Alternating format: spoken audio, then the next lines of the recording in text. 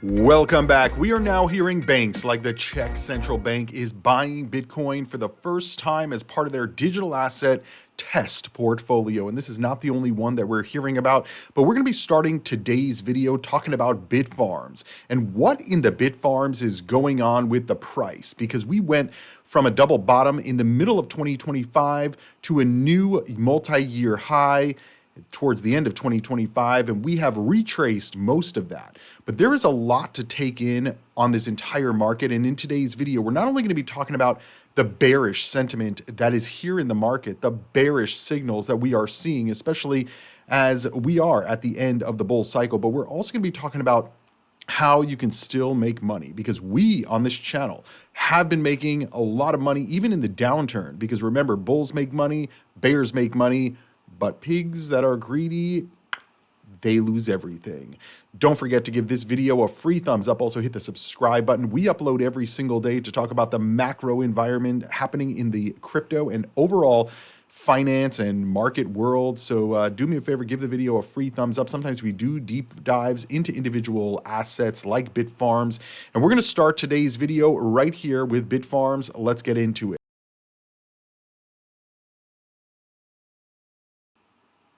Now, I have been getting endless questions about Bitfarms. Cryptoviser, are you still bullish on Bitfarms? Cryptoviser, last week you were saying that it was a multi-millionaire maker and now it's going to zero. Listen, guys, the technology I'm bullish on.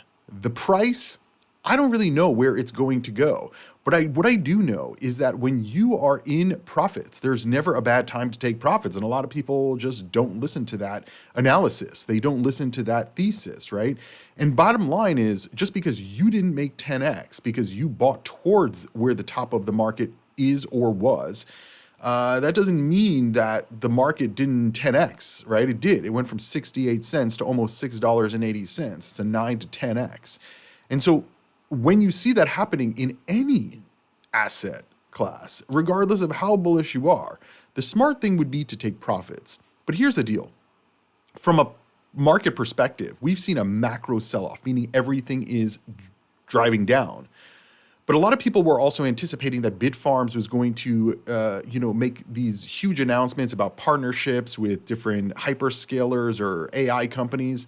And that's not what we saw. But this user who's been following Bitfarms, Steven, said this: if I understand Hash Override, who's been the CEO of Bitfarms, correctly, Bitfarms is avoiding locking in a 10-year deal today for around $150 per kilowatt to potentially lock in a $180 per kilowatt deal in the future. Might we all agree that some deal, any deal, even for only $140 to $150 a kilowatt, would dramatically validate Bitfarms as being a real HPC and AI company, not to mention the stock price robustly and irreversibly re-rating dramatically higher? Now let's pause here for a quick second, because this is what we've heard from Ben previously, right? They know, like, Ben is a very smart individual, very smart CEO.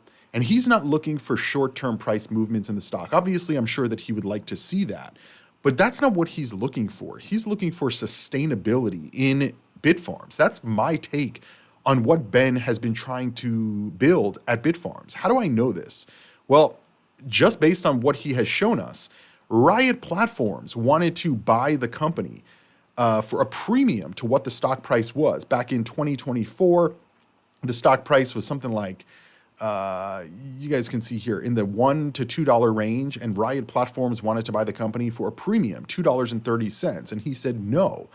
And by saying no, it created this overhang. And effectively, I think this is part of the reason that we saw the dramatic decline in the price of Bitfarms into 2025 until we hit the double bottom. And the only reason we came out of the double bottom at the beginning of like August or September 2025 was because Riot Platforms was selling some of their stake in Bitfarms. And instead of just letting them drain the price, Ben came out and said, we're going to do a stock buyback. So effectively, the company, Bitfarms, was going to buy back those shares that Riot Platforms was selling. This is a smart thing to do, number one.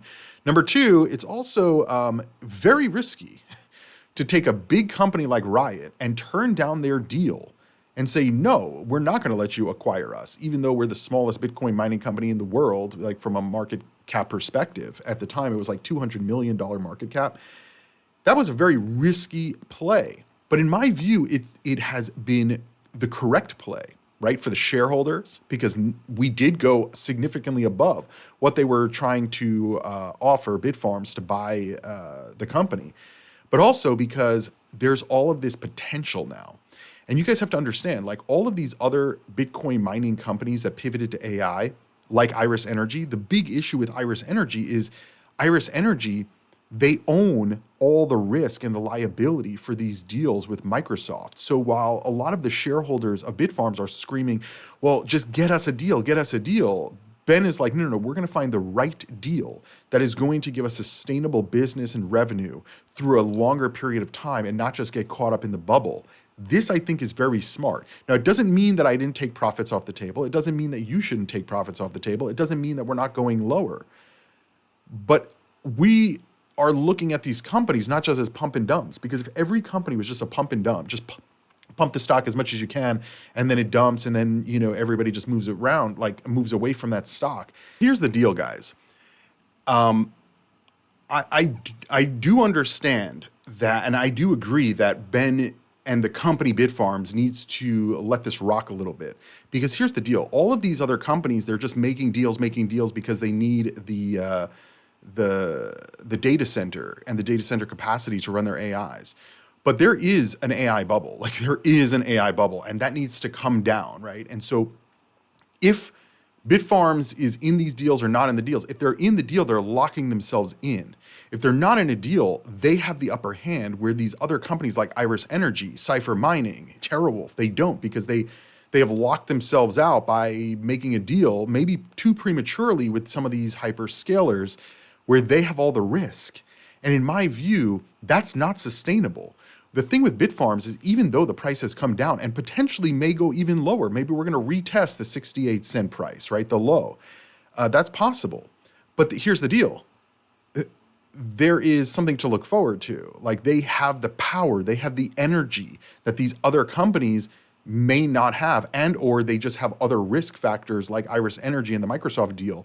They own the GPUs. They have to depreciate the GPUs. They have to continue to maintenance the GPUs. They have all the risk. And these other companies have none of the risk.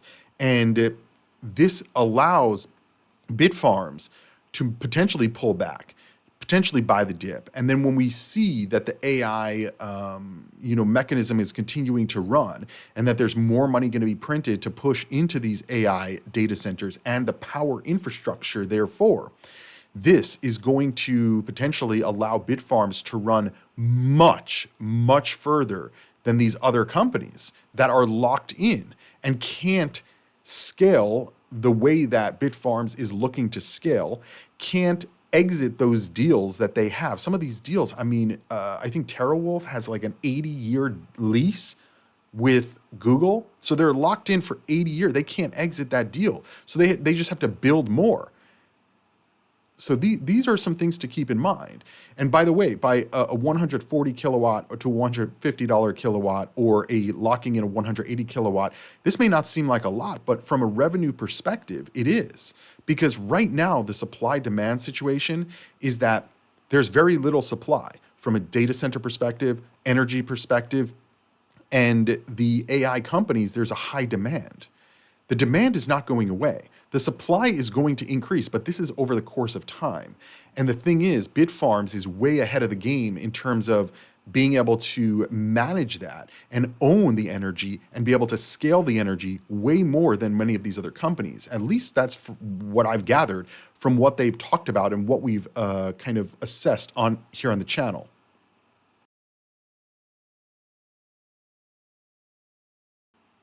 Anyway, continuing on, Steven said, with potential of over 1 gigawatt of future HPC and AI data center capacity at Scrubgrass, one of Bitfarms' facilities, Bitfarms can arguably still reap windfall profits at $180 to $200 per kilowatt levels sometime in the unknowable future. And in the meantime, still strike while the iron is hot and get some extremely meaningful HPC and AI revenue on the scoreboard sooner rather than later. He said, I'm still haunted by the failed Stronghold carbon capture project, and also haunted by the headlines that suggest the US economy is approaching a recession. Guys, we're not approaching a recession. We're in a recession. There's a reason that October jobs data may never get released. Why do you think it's never going to get released? It's probably because it's really not that great. And by the way, in October and even in November, we've had tens of thousands, if not hundreds of thousands of layoffs in the United States. And so it's not that we're heading into a recession, it's that the data will confirm that we were in a recession. And so again, I don't necessarily agree with his viewpoint that they should be running into these deals, because that is bubble territory, that is bubble sentiment, that is bubble psychology. And typically when that happens, it's the same thing like people say, you got to buy Bitcoin in 95,000. You have to buy Bitcoin because this is the last time it's going to hit under 100,000. It's like, no, we're going much lower. Like the bull market just started to end, right? It's not like we're in the bull market for a year already or a year and a half. We just started to exit the bull market, and people still think that we're in a bull market. So the bottom didn't just get hit. We didn't just hit the bottom after 1 week of downtrend. We have a year of downtrend before we hit the bottom. And so going into, where these companies, they're in so much competition and there's so little supply of this stuff. At some point, these companies, they're going to get desperate, right? They're not going to have a choice. They're going to have to pay whatever they can, whatever they're being asked to pay to get the power. And that's what I think Bitfarms and Ben are setting Bitfarms up for. At least that's my viewpoint. Have I taken profits on the stock? Obviously. Will I buy as we go lower? Obviously. I mean, if we round trip back down to $1 or below, hell yeah, I'm going to be buying, because they're building out the pipeline. This is not going away. The energy levels, the energy needs are not going away. AI is not going away. They may get consolidated, right? But they're still going to need the power. They're still going to need the energy. There may be competitors that build, that's true, but Bitfarms is closer to that than these other companies.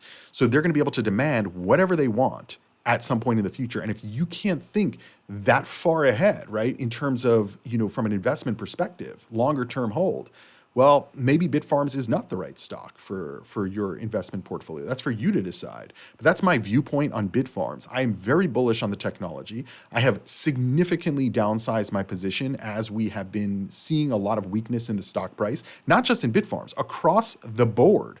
Macro environment is downtrending. And so I don't think that Bitfarms, if AI bubble is or did already pop, that Bitfarms is going to be like completely sitting outside of it, or any of the big Bitcoin mining companies that pivot to AI. They're all going to, but this is going to give us great buying opportunities, because the bulls, they think that this is the bottom. They think, oh, buy the dip, guys, buy the dip. 253 is the bottom. Maybe it is. But if NVIDIA comes down another 25%, and Palantir comes down another 25%, and Meta comes down another 25%, and Bitcoin comes down another 25%. What do you think is going to happen to Bitfarms? What do you think is going to happen to Iris Energy, Cypher Mining, TeraWolf? They're all coming down. And so I've been talking about this all year, and my viewers know this.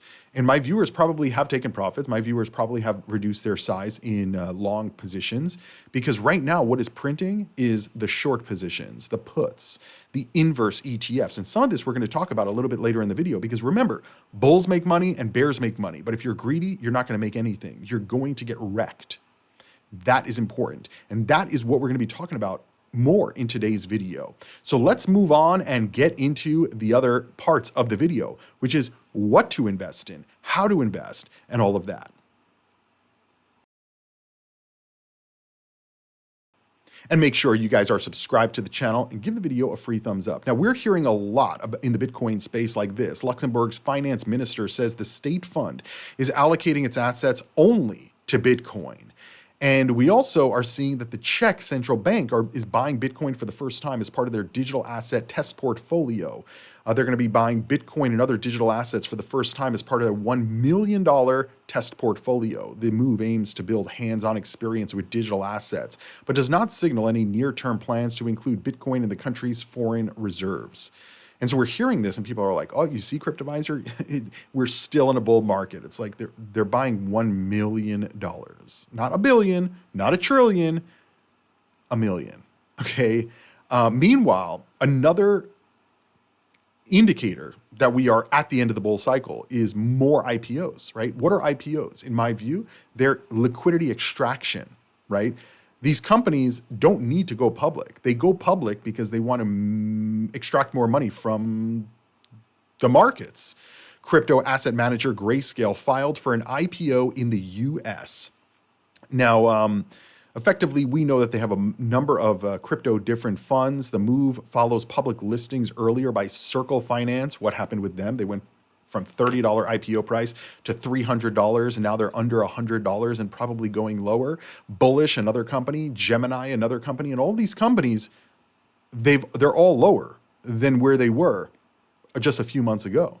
This is very similar to previous cycles. Coinbase, it launched at $300 back in 2020 or 2021, and then it didn't recover to $300 till this cycle. It took a whole 4 years to recover to those IPO or after IPO prices.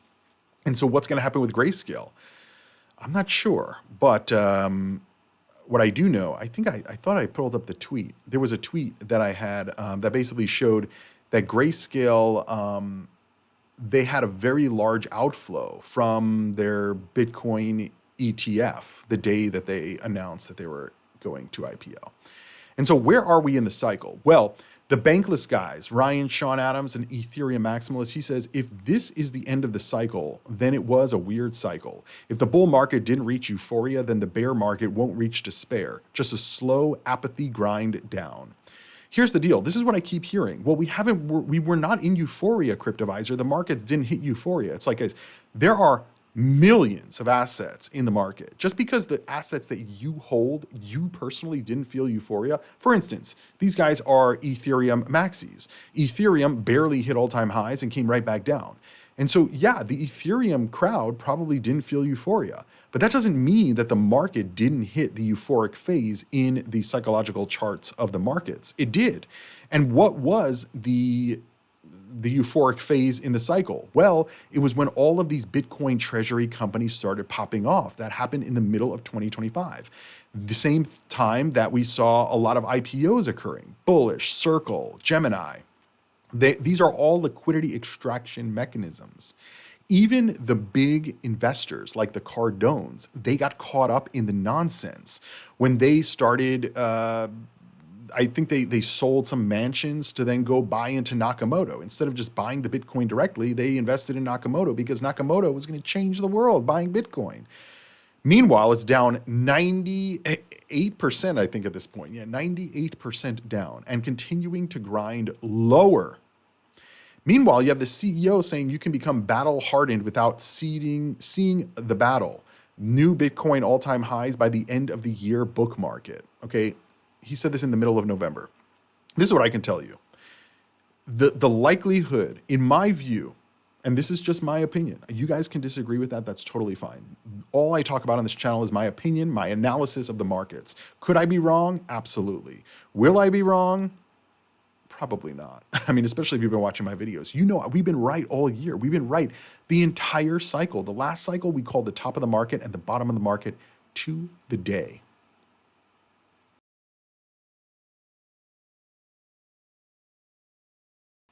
So here's the deal. The likelihood that Bitcoin is going to hit new all-time record highs is, I would say, less than 20%, probably less than 10%. We are moving into a bear market, and the fact that almost nobody can see it. I mean, none of the influencers, none of the YouTubers, they're all saying, oh, we hit the bottom, we hit the bottom, we hit the bottom. The first time we hit under 100,000, they're like, that's it. We hit the bottom of the market, buy this dip. Well, we're at under 100,000 again. And I think that we're going lower, right? We have to hit MicroStrategy's buy price, which currently is $74,000, $75,000. We're going below that at least once. Until we hit this number, we have not hit the bottom. And once we hit this number, then we're going to be reassessing to understand where we are actually in the cycle. But that brings us to some of the other shakeups and issues here. The Japan Exchange Group weighs tighter oversight of listed crypto treasury firms, according to a report. The Japanese Exchange Group is considering tightening oversight of publicly traded companies that accumulate substantial crypto holdings and mounting concerns over the volatility and losses associated with the digital asset treasury companies. Well, what companies do you think they're talking about? Well, in my view, they're probably talking about Metaplanet. Why? Because Metaplanet is on the Japanese stock exchange. This is the US version on the OTC markets. And you can see from the middle of the year, when they started really kind of pumping, and this when the peak euphoria is or was, it's down 85%. And they hold a substantial quantity of Bitcoin. So their CEO, Simon Gurovich, or the president of Metaplanet, said some media reports today have suggested that the Japanese exchange may be focusing on companies transitioning to digital asset-related businesses that engage in so-called backdoor listings or that do not follow sufficient governance procedures. In contrast, Metaplanet has held 5 general shareholder meetings over the past 2 years and has obtained shareholder approval for all important matters, including amending our articles of incorporation to change our business purpose to a Bitcoin treasury business, increasing the number of authorized shares to be used for Bitcoin acquisitions, basically selling shares in the open market to buy Bitcoin, and authorizing new class of stock preferred shares, similar to what MicroStrategy is doing. Create preferred shares to raise money to buy more Bitcoin, diluting the other shareholders, and just keep that flywheel going. He says these processes have been consistently carried out in accordance with due process under the leadership of the management team that has continued since before the business transition, and Metaplanet corporate governance is the foundation of all decision making. Well, it sounds like, how many other Japanese companies are doing what Metaplanet is doing this digital asset treasury project or strategy? Not many. And pretty much all of the major ones, Nakamoto, Metaplanet, ASST, Strive, which is also Semler Scientific, they've all come down precipitously. And that brings us to our favorite, MicroStrategy, because now we're getting even more signals that we have hit the top of the market. Let's get into it.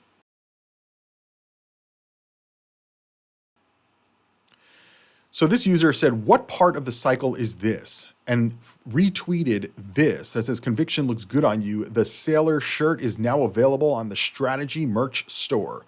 So now MicroStrategy is not only selling shares to buy Bitcoin, but now they're selling t-shirts. I don't know for what reason. But yes, this is in November of 2023. You can see that right here. And just a few months ago, I posted this on my YouTube posts tab. Just go to my channel, click my logo down below. While you're down there, by the way, don't forget to give this video a free thumbs up and make sure you're subscribed by hitting the subscribe button. And you can also become a channel member by clicking subscribe plus or join down below here on YouTube. But anyway, a few months ago, I think this was in August of 2025, I said, is this another top indicator? This is from their real website. And basically, they were selling Nike Dunks with Strategy and Bitcoin logoing on it, saying, get your stride on, Strategy and Nike Dunks, saying dunk on Bitcoin. Ooh, yikes. Now, I called the top of the market back then. I mean, for real, we called the top of the market in July. And this was another top indicator. Now, they're not only selling dunks, but they're also selling Bitcoin shirts at MicroStrategy store. Meanwhile, there were rumors last week that Michael Saylor's MicroStrategy was selling Bitcoin. Now, this is not true. I'm about to show you the proof that it's not. But effectively, there were wallet movements, and Arkham intelligence data showed that some of the Bitcoin was moved from one wallet to another wallet, and people were starting to assume that they were selling the coin. Michael Saylor immediately responded to that post and said there is no truth to this rumor, and then ended up going on CNBC. I have another video that we're going to be covering that video. But effectively, here's the deal. I don't think Michael Saylor or MicroStrategy are going to sell Bitcoin at this point. They don't have to. They have a lot of layers here that they don't have to sell. Will they have to in the future? Possibly. But it's not a major concern. I would be more concerned about the Metaplanets, Nakamoto, Semler Scientific, etc. The much smaller companies that could potentially be forced to sell at some point. We've already started to see some of the selling coming from companies, but Michael Saylor, their MicroStrategy, they're going to continue this thesis and this strategy of selling these debt preferred share products and buying Bitcoin. They're going to do this probably through the bear market. It's going to be more interesting what happens when we get under this buy price, which, by the way, we will. We will. A lot of people don't think that we're going to hit the buy price, but we are going to. Even Sven Henrik, who is a well-known trader in traditional financial markets, but also sometimes comments on the crypto markets. But he is even kind of bringing some attention to the MicroStrategy charting and how bad it looks at this point in the cycle.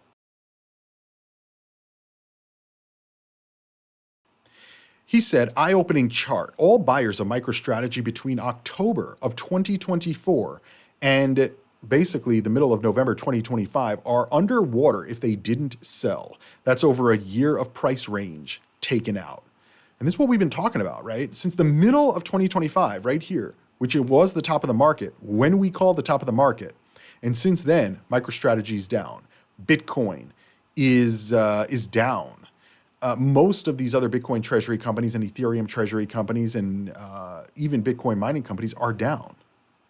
And we are still making money, guys. Like, everybody's freaking out on Twitter, on Facebook, on YouTube. Everyone's freaking out. You guys, if you've been watching my videos, you're not freaking out. You're probably making a lot of money. Because bears make money. This is the easiest trade in the world in the middle of 2025. It was the easiest trade in the world. And approaching November of 2025, it was the easiest trade in the world. Bitcoin was ending the cycle. And people are like, no, Cryptoviser, we have an extended cycle. It's like they said the same thing last cycle, and they were wrong. We were right. Oh, but Cryptoviser, we have one more month to go in the bull cycle. Well, I'm not taking that risk. And even if you are, that's very risky to just say, oh, we have one more month left. Based on what? Based on your thought that we're going to have one more pump so that you can exit the market? The same way that Raoul Pal says, banana zone, banana zone, banana zone, no banana zone. And then he says, well, now we have an extended cycle. Like everybody, and I said this in August or September when he started saying this extended cycle nonsense. I told my viewers, I said, what do you think? Like one day that you're going to wake up and everyone's going to say, okay, guys, today at 9 a.m., everybody's going to go on their crypto exchange and we're going to very orderly all sell our crypto at the same exact time. And that will mark the top of the market. No, that's not how the markets work, guys. It's not how the markets work. And so if you're still bullish in this cycle, you are effectively in the greed zone. And everybody's expecting one more pump. That's how you know we're not going to get one more pump. We may, but I don't think that it's worth. I mean, people are even saying, but Cryptoviser, you're going to miss out. We're going to hit 140,000. It's like, wait, what happened to 250,000? The whole market was guaranteeing we're going to hit 250,000. Now you're hoping for 140,000 and telling me that I'm going to miss out? Guys, I'm making money either way. If the market goes up, I make money. If the market goes down, I make money. Why? Because we are watching what the market is doing and analyzing the cyclical changes, the sentiment, the charts, and everybody's talking about AI bubble in October, November. What does that tell me? That tells me people are getting nervous about the AI plays. So what should I do? Probably start getting out of the AI plays, especially that they're all at all-time record highs. I mean, NVIDIA was at $5 trillion market cap. So you start to exit those. Then the more you start to see the bubble talk, bubble talk, bubble talk, bubble talk, that tells me that the whole market is changing their sentiment. Right now, we went from in the middle of the year, maybe 5% of people thought we were moving into a bearish territory, to September, maybe 10%, to October, maybe 15%. November and December, it's going to be like half the market, right? It accelerates very rapidly as the market prices go down. And so when you look at the psychology of the market charts, once you start really dropping, as we have been with MicroStrategy, we went from people going and telling Jim Chanos he's an idiot, he doesn't know what he's doing, he's going to regret his shorting position, to just a few weeks ago, those same people congratulating him. Wow, Jim Chanos, you were so smart. You did a great trade. Congratulations. But everybody else, get ready. Now we're going to have a pump in MicroStrategy. It's like, no, he was de-risking. That doesn't mean that the market has flipped. But that's what they think, right? What do? We counter trade that. Somebody said the other day they're counter trading what I'm saying on this channel. Well, go ahead, because I'm not counter trading. I'm not counter trading one or two people. I'm counter trading the market. The market is so bullish. Even people are saying, well, everybody's flipping bearish. No, no, no. They're flipping bearish because the price goes down, but then the price goes up a tiny bit more. And it's still lower than it was a week ago. And then they're cheering on, yep, you see where that was the bottom. That was the bottom. It's like, no, that wasn't the bottom of the market. Until we go under MicroStrategy's price, we are not at the bottom of the market. And in my view, it's almost a guarantee that we will hit this number at some point. Almost a guarantee. And again, that's in my thesis. I'm not telling you what to do. I'm not telling you that's my opinion. But I think based on everything that's going on, my analysis is that we will probably hit that. I could be wrong, though. I could be wrong. Anyway, moving right along.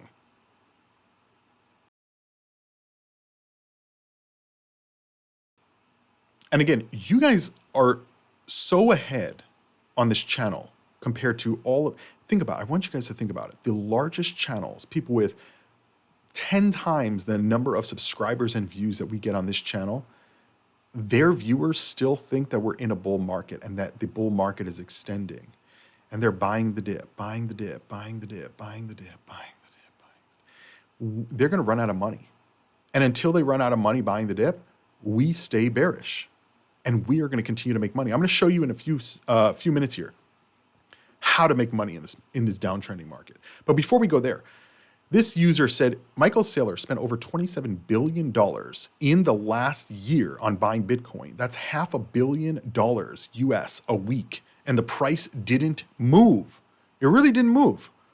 $130,000. I mean, you guys really think that that is where the price should have been? I think it should have been higher, but it wasn't. We're trading the market in front of us, not the market we want, right? He said basically none of the purchases have made any relevant returns and either break even or down bad. That's quite an incredible thing to think about. He could have invested in anything else and made good money for his shareholders, but instead he's burning through their cash and can't get out of the position. Absolute show. And that's true. He doesn't want to get out of the position. I think in the longer term, this trade is going to be good. And by the way, I'm not saying I'm never going to own MicroStrategy. I'm not owning it now. But when we hit the bottom of the market, there is a very big possibility I'm going to be buying this stock. Very big possibility. And very big possibility I'm going to be buying long call options on this stock as well.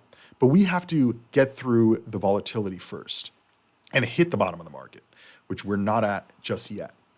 By the way, just to prove that the insiders of MicroStrategy are selling. Here is an SEC report, which was validated as well on the MicroStrategy website, where one of their directors is selling 1040, about 55,000 shares since September, October, November.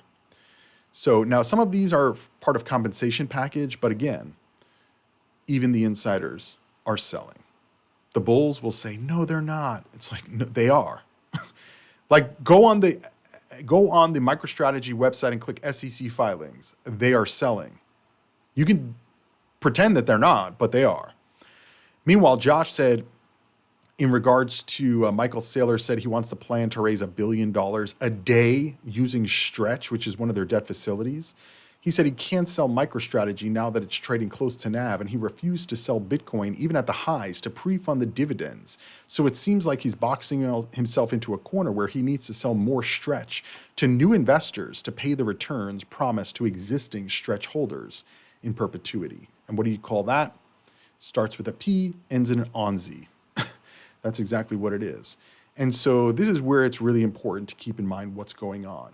CleanSpark, a Bitcoin mining company, is doing a convertible note offering to buy back shares from certain investors. Not even all their investors, not on the open market. They're buying them back from certain investors. It says the company has repurchased 30 million shares of the company's stock for approximately $460 million from investors in the offering, which will be removed from the company's outstanding share count. They can't keep it elevated. In a downtrending market is not the time to start buying back the stock because it's going to limit some of the downside, but it's not going to completely limit all the downside. That's CleanSpark, CLSK. But how to make money in the markets, guys. This is the 6-month chart. And this, I have multiple items. I have the inverse ETF, the MicroStrategy stock, the Defiance daily 2x short. It's basically a 2x inverse ETF as well. And then a 2x long ETF and the Yield Max ETF. Now, Yield Max we've talked about extensively on this channel. I warned my viewers at the beginning of the year that as we enter the top of the market, which we did in the middle of the year, that Yield Max would have diminishing returns going forward. And I've had a lot of people with, and the ticker name is MSTY, saying, but Cryptoviser, MSTY is giving back, their dividend is a return on capital and all this nonsense. Meanwhile, it's literally gone down precipitously. The Yield Max ETF is down 65% in the last 6 months. You can see that right here on the chart, 65%. The 2x long ETF is down 85%. MicroStrategy is down 51%. But how do you make money in this market? You bet against the stock going up, which means you think the stock is going down. It's called an inverse ETF or a short ETF. So the T-Rex inverse ETF right here is up 181%. The Defiance 2x short ETF, which is basically the same as an inverse ETF, is up 153%. Now, these are daily target ones. So effectively, that means if MicroStrategy goes up, let's say 10% on the day, the inverse will go down 20%. It's 2 times the inverse, the opposite. If it goes down 10%, the inverse will go up 20%.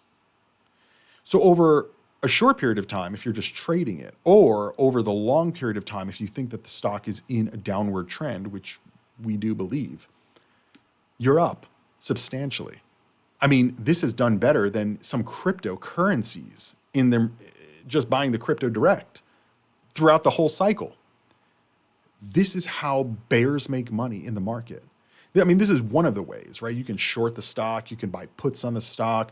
They have inverse to MSTY. They have winter WNTR, which is basically shorting MicroStrategy instead of longing MicroStrategy like MSTY does. But there's a lot of ways to make money in the market. You have to understand when the market is turning, when the market has hit its peak, and also when the market is downtrending, when the market has hit the bottom.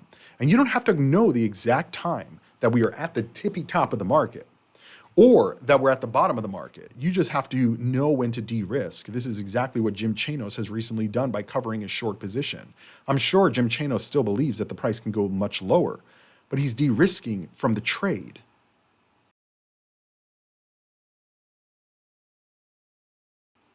Now, by de-risking from the trade, he's just saying, okay, I made my profits, I'm moving on to the next trade.